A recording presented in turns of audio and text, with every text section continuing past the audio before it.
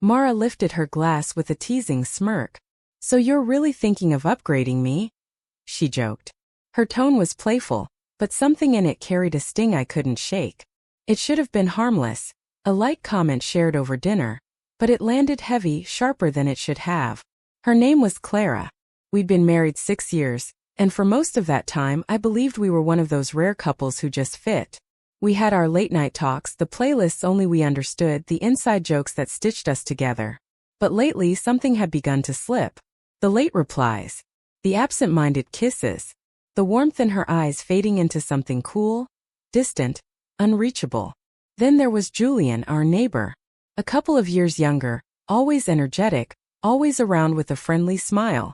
Fixing something, offering help, saying little compliments that felt harmless but somehow lodged under my skin. You're lucky to have him, he'd tell Clara, and she'd twirl her hair and laugh in a way that didn't feel like ours anymore. I tried to ignore it. He was just a neighbor, right? But the changes kept coming. Clara put on perfume before simple errands, the same scent she used to wear when we danced slowly in the kitchen, when Sundays meant warmth and softness. She laughed at her phone in a way that made my stomach twist.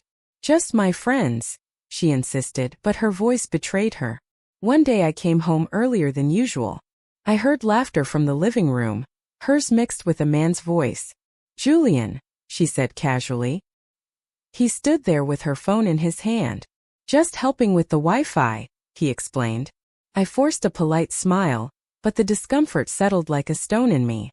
That night, I lay awake watching her phone light up her face. When I turned to get closer, she angled it away.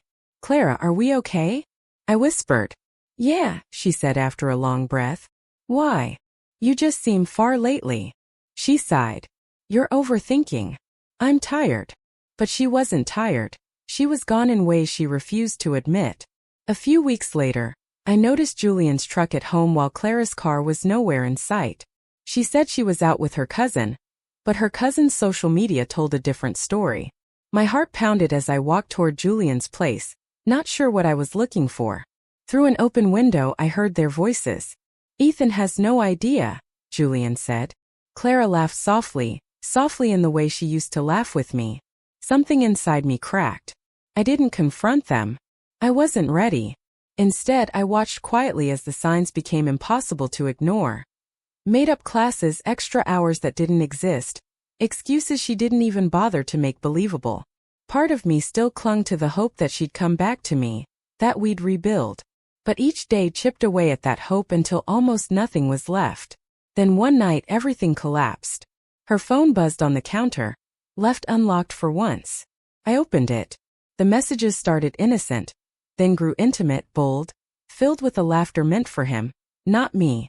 And then there was Julian's message. Maybe I should have traded you sooner. Best decision I ever made. My hands trembled as I dropped the phone. When Clara walked in with a towel around her, she froze. I can explain, she whispered.